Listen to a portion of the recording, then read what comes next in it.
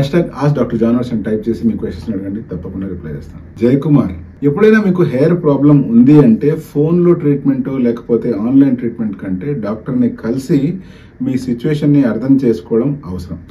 అలాగే యూజువల్గా నేను కన్సల్టేషన్కి పిలుస్తూ ఉంటాను. ఇప్పుడు కన్సల్టేషన్కి పిలిచినప్పుడు మిమ్మల్ని చూసి మిమ్మల్ని అబ్జర్వ్ చేసినప్పుడు ఒకవేళ మీకే గనక మీ డోనర్ ఏరియా అంటే స్కాల్ప్ వెనకాల డోనర్ ఏరియా అనేటువంటిది చాలా పల్సగా ఉంది లేదా చాలా తక్కువగా ఉంది, at the same time me scalp ఎక్కడైతే ట్రాన్స్ప్లాంట్ చేయాలో ఆ ఏరియా చాలా పెద్దగా ఉంది అనుకోండి, అటువంటి సిచ్యువేషన్లో మీకు గనక ట్రాన్స్ప్లాంట్ చేసినట్లయితే చాలా తక్కువ గ్రాఫ్ట్లతో ఫ్రంట్ ఏరియాలను లేకపోతే మనకు కావాల్సిన ఏరియాలో చాలా తక్కువ ఏరియానే కవర్ చేసే అవకాశం ఉంటుంది.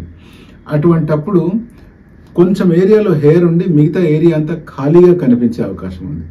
అంతేకాకుండా అలా తక్కువ డోనర్ ఏరియా ఉన్నప్పుడు యూజువల్గా బాడీ హెయిర్ని యూజ్ చేసుకోవడం జరుగుతుంది. అంటే బియర్డ్ హెయిర్ కావచ్చు, చెస్ట్ హెయిర్ కావచ్చు, హెయిర్ ఫ్రమ్ ప్రైవేట్ పార్ట్స్ కావచ్చు.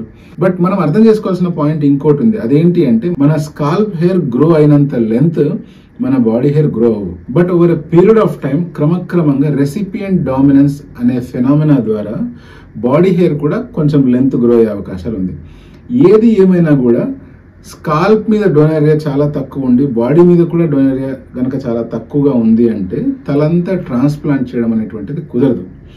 అటువంటప్పుడు సగం ట్రాన్స్ప్లాంట్ చేసి సగం బట్టన అలా వదిలేసేదానికంటే ఐదర్ ట్రాన్స్ప్లాంట్ చేయించుకోకుండా ఉండడం మంచిది, లేకపోతే ఫ్రంట్ లో ట్రాన్స్ప్లాంట్ చేయించుకొని వెనకాల ప్యాచ్ అన్న పెట్టుకోవాలి. కానీ మన దైనందిన రెగ్యులర్ జీవితాల్లో విగ్ కానీ ప్యాచ్ కానీ వాడుతూ ఉండడము, దాన్ని సర్వీస్ చేయించుకోవడం, మళ్ళీ విగ్ మార్చడం అనేది ఖర్చుతో కూడుకున్న పని. కాబట్టి ఒకవేళ మీరు ఆ ఖర్చుకి రెడీ లేరు అంటే విగ్ కానీ ప్యాచ్ కానీ ఆప్షన్స్ మీరు చూస్ చేసుకోకూడదు.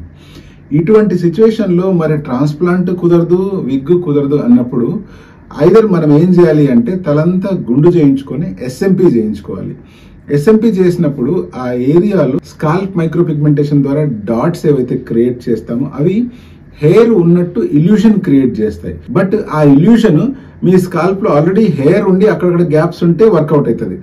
లేదా మీ స్కాల్ప్ అంతా టాన్సర్ చేసి అంటే గుండు చేయించుకున్నట్లు ఉందంటే అప్పుడు కూడా వర్కౌట్ అవుతుంది. ఇలా కాకుండా మీరు స్కాల్ప్ పై భాగంలో అంతా ఎస్ఎంపీ చేయించుకొని వెనకాల భాగంలో హెయిర్ గ్రో చేసుకున్నారనుకోండి, అప్పుడు అది ఇల్యూషన్ క్రియేట్ చేయకుండా ఒక రకమైన ఆక్వర్డ్ సిచ్యువేషన్ ని క్రియేట్ చేస్తుంది. అంటే స్కాల్ప్ వెనకాల జుట్టు ఉంటుంది, తలంతా మాత్రం ఏదో పెయింట్ వేసుకున్నట్లు ఫీలింగ్ కలుగుతుంది.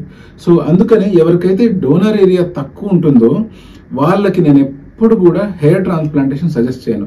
ఇన్స్టెడ్ విగ్ కానీ లేకపోతే ఎస్ఎంపీ కానీ లేకపోతే తలంతా గుండు చేసుకోవడం కానీ లేకపోతే ఇంకా అదర్ కెమోఫ్లాజ్ టెక్నిక్స్ ఏమైనా వాడుకోండి అని చెప్పి పంపించడం జరుగుతూ ఉంటుంది. సో ఎప్పుడన్నా మీకు నేను హెయిర్ ట్రాన్స్ప్లాంటేషన్ వద్దు అని చెప్తున్నాను అంటే దానికి కారణం డెఫినెట్ గా మీకు అది సూట్ అవ్వదు, మీరు రైట్ క్యాండిడేట్ కాదు.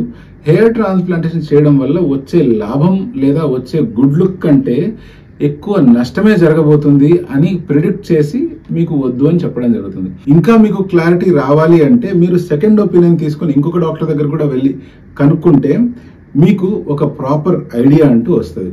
సో ఎప్పుడైనా హెయిర్ ట్రాన్స్ప్లాంటేషన్ వద్దు, మీరు విగ్ కానీ లేకపోతే ఇంకేదైనా ట్రీట్మెంట్స్ తీసుకోండి అంటే డెఫినెట్గా అది మీకు మంచిది కాదు అని అర్థం.